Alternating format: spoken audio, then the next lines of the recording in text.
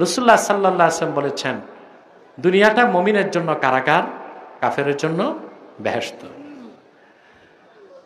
হযরত হাসান রাদিয়াল্লাহু তাআলা আনহু আরবের তেজি ঘোড়ার উপর বসে মূল্যবান পোশাক পরে কোথাও যাচ্ছেন।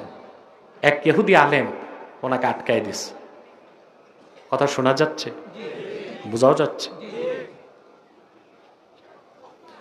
হযরত হাসান বললেন, কি হয়েছে?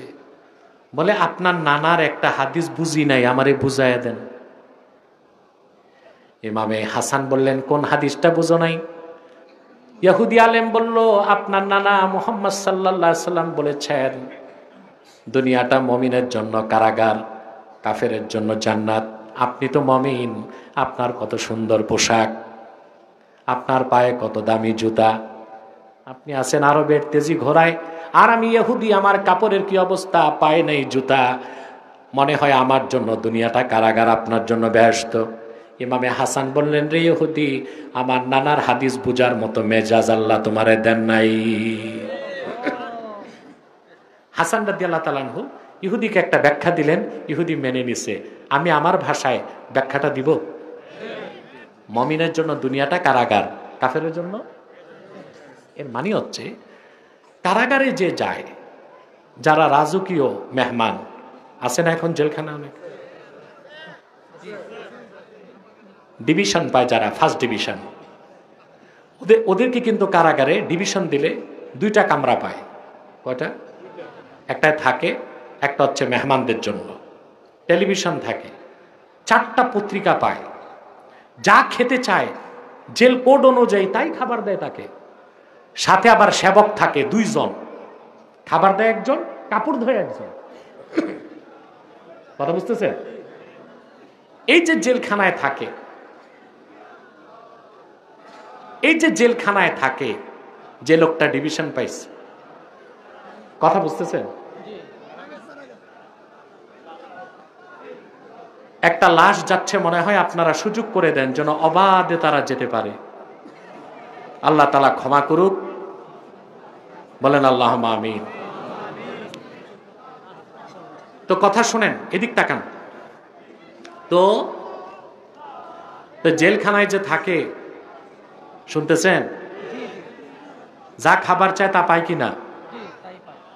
পোশাক আশাকও ঠিক, টেলিভিশন আছে, পত্রিকা আছে। কিন্তু কারাগারে যিনি আছেন, তিনি যদি জেলারকে বলেন, স্যার, ঢাকা স্টেডিয়ামে বিপিএল খেলা হচ্ছে, আমারে 2 ঘন্টার সময় দেন খেলা দেখতে, সুযোগ আছে? অথচ গুলিস্তান যে লোকটা বসে ভিক্ষা করছে, তার যদি মন চায় টিকিট কেটে এসে বিপিএল খেলা দেখতে পারে কিনা স্টেডিয়ামে? কারাগারে যে আছে মহা আনন্দে আছে, সব আছে, তার স্বাধীনতা নাই। কারাগারের বাইরে যে আছে, যতই দুঃখ কষ্টে থাক, তার ব্যক্তি স্বাধীনতা আছে।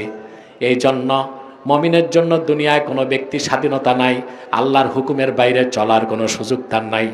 আর দুনিয়াতে কাফের হলো যেমন খুশি তেমন সাজো। কাফের স্বাধীন না, আর মুমিন পরাধীন। কার কাছে পরাধীন? আল্লাহ তাআলা বলেছেন, বিয়ে করো, আবার সীমানা দিছেন। কি দিছেন? ফানকিহু মা তাবা লাকুম মিনান নিসাই মাসনা ওয়া সুলাসা ওয়া রুবা ওয়া ইন খিফতুম আল্লা তা'দিলু ফাওয়াহিদা।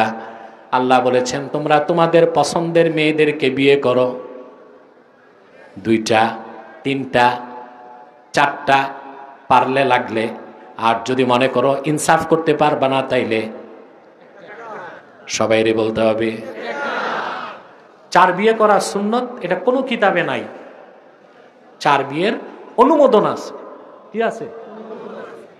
তো আমি মনে করি সাবকন্টিনেন্টের যারা এইদিকে, এদের একটা বিয়ে করা, একটা বিয়ে করাই উচিত।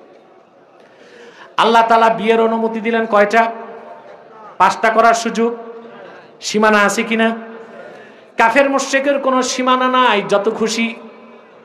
কিসের আবার বিয়ে? আল্লাহ বলেছেন, কুলু ওয়াশরাবু, খাও এবং পান করো। মুমিনকে আরেক জায়গায় বর্ডার দিয়ে দিচ্ছেন, কুলু মিম্মা ফিল আরদে হালালান তাইয়্যিবা, যা খুশি তা খাওয়া যাবে না, যা হালাল তা খাও, যা হালাল তা পান করো। কাফের মুশরিকের কোনো বর্ডার নাই, যা মন চায় তাই খাও।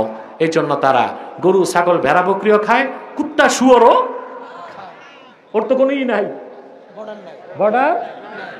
আহা, আমি বিদেশে দেখছি থাইল্যান্ডে চাইনিজদের হোটেলের সামনে দিয়ে হাঁটা যায় না, এত দুর্গন্ধ। ওটার ভিতরে কুকুর রান্না হচ্ছে, শূকর রান্না হচ্ছে। থাইল্যান্ডে স্ট্রিট ফুড যেগুলো, ওখানে অনেক সময় দেখা যায় জ্যান্ত সাপ, ওরা যাচ্ছে কেটে রক্ত দিচ্ছে, ওরা পান করতেছে। মুসলমানরা 10 লাখ টাকা দিল, এক টুকরা শুকরের গোশত খাবে? সীমানা আছে। পৃথিবীতে মুমিন স্বাধীন না পরাধীন? কার কাছে পরাধীন? আর কাফের স্বাধীন, যেমন খুশি তেমন সাজো। স্কুলে দেখছেন না বাল্যকালে একটা ইভেন্ট থাকছিল, ইভেন্ট যেমন খুশি। স্যারেরা টাইম দিছে 6 ঘন্টা খেলো। কেউ যে দেখেছি আমরা ছাত্র জীবনে, কেউ ভূমিকা নিছে ঘর জামাইয়ের, ঠিক না? কেউ পঞ্চায়েতের মাতব্বরের, কেউ শিক্ষকের, কেউ ঘটকের, ঠিক না? যেমন খুশি তেমন সাজো। সুযোগ দেওয়া হয়েছে। কি দেওয়া হয়েছে? সুযোগ দেওয়া হয়েছে। সম্মানিত সুধী, তাহলে দুনিয়াতে এই যে মুমিন হালালগুলোকে বেছে নিবে হারামগুলো থেকে, এটা হচ্ছে মুজাহাদা। এটা কি? কঠিন মুজাহাদা, নফসের সাথে লড়াই করে টিকে থাকা। বলেন সুবহানাল্লাহ।